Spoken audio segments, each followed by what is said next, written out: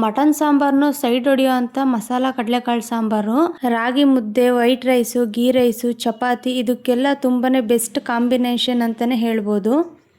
ಇದನ್ನು ತುಂಬ ಸಿಂಪಲ್ ಮೆಥಡಲ್ಲಿ ಮಾಡ್ತಾ ಇದ್ದೀನಿ. ಅದಕ್ಕೂ ಮೊದಲು ಯಾರ್ಯಾರು ನನ್ನ ಯೂಟ್ಯೂಬ್ ಚಾನಲ್ಗೆ ಸಬ್ಸ್ಕ್ರೈಬ್ ಆಗಿಲ್ವೋ ಆದಷ್ಟು ಬೇಗ ಸಬ್ಸ್ಕ್ರೈಬ್ ಮಾಡ್ಕೊಳ್ಳಿ. ಲೈಕ್, ಶೇರ್ ಆ್ಯಂಡ್ ಕಮೆಂಟ್ ಮಾಡಿ. ಮಿಕ್ಸಿ ಜಾರಿಗೆ ಹಸಿ ತೆಂಗಿನಕಾಯಿ, ಈರುಳ್ಳಿ, ಟೊಮೊಟೊ, ಶುಂಠಿ, ಬೆಳ್ಳುಳ್ಳಿ, ಚಕ್ಕೆ, ಏಲಕ್ಕಿ, ಲವಂಗ, ಕೊತ್ತಂಬರಿ ಪುಡಿ, ಖಾರದ ಪುಡಿ, ಗಸಗಸೆ, 8ರಿಂದ 10 ನೆನೆಸಿರೋ ಗೋಡಂಬಿ, ರುಬ್ಬಕ್ಕೆ ಬೇಕಾಗಿರೋ ಅಷ್ಟು ನೀರು ಇಷ್ಟನ್ನು ಹಾಕಿ ನುಣ್ಣಗೆ ರುಬ್ಕೊಳ್ಬೇಕು. ಈ ಸಾಂಬಾರಿಗೆ ಬೇಕು ಅಂದರೆ ಒಣಮೀನನ್ನ ಹುರಿದು ಕ್ಲೀನ್ ಮಾಡಿ ಹಾಕ್ಕೊಳ್ಬೋದು. ಮಸಾಲನೆಲ್ಲ ಈ ಥರ ನೈಸಾಗಿ ರುಬ್ಕೊಂಡಿದ್ದೀನಿ. ಮಸಾಲೆ ಎಲ್ಲ ತರಿ ಇದ್ದರೆ ಸಾಂಬಾರು ಅಷ್ಟು ರುಚಿಯಾಗಿ ಬರಲ್ಲ, ಹಾಗಾಗಿ ನೈಸಾಗಿ ರುಬ್ಕೊಂಡ್ರೆ ತುಂಬ ರುಚಿಯಾಗಿರುತ್ತೆ. ಕುಕ್ಕರ್ಗೆ ಎಣ್ಣೆ, ಕರಿಬೇವು, 1 ಚಮಚ ಸಾಸಿವೆ ಎಲ್ಲ ಸಿಡಿದ್ಮೇಲೆ ಹೆಚ್ಚಿರೋ ಒಂದು ಈರುಳ್ಳಿ, ಟೊಮೊಟೊ, ಪಲಾವ್ ಎಲೆ ಇಷ್ಟನ್ನು ಹಾಕಿ ಚೆನ್ನಾಗಿ ಫ್ರೈ ಮಾಡ್ಕೊಳ್ಬೇಕು. ಟೊಮೊಟೊ ಎಲ್ಲ ಸಾಫ್ಟ್ ಆಗೋ ತನಕ ಚೆನ್ನಾಗಿ ಫ್ರೈ ಮಾಡ್ಕೊಳ್ಬೇಕು.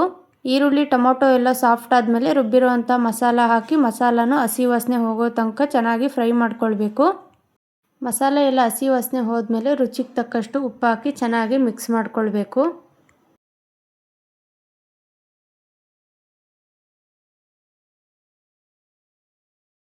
ಇದಕ್ಕೆ ನೆನೆಸಿರೋ ಕಡಲೆಕಾಳು, 2ರಿಂದ 3 ಸಣ್ಣದಾಗಿ ಹೆಚ್ಚಿರೋ ಆಲೂಗಡ್ಡೆ ಇಷ್ಟನ್ನು ಹಾಕಿ ಚೆನ್ನಾಗಿ ಮಿಕ್ಸ್ ಮಾಡ್ಕೊಳ್ಬೇಕು.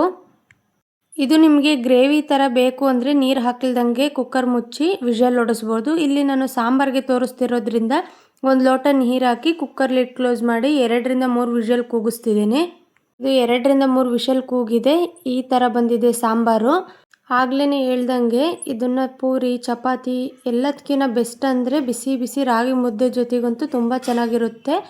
ಐ ಹೋಪ್ ಈ ವಿಡಿಯೋ ನಿಮಗೆ ಇಷ್ಟ ಆಗಿದೆ ಅಂತ ತಿಳ್ಕೊಳ್ತೀನಿ. ಯಾರ್ಯಾರು ನನ್ನ ಯೂಟ್ಯೂಬ್ ಚಾನಲ್ನ ಸಬ್ಸ್ಕ್ರೈಬ್ ಮಾಡಿಲ್ವೋ ಆದಷ್ಟು ಬೇಗ ಸಬ್ಸ್ಕ್ರೈಬ್ ಮಾಡ್ಕೊಳ್ಳಿ. Thank you for watching.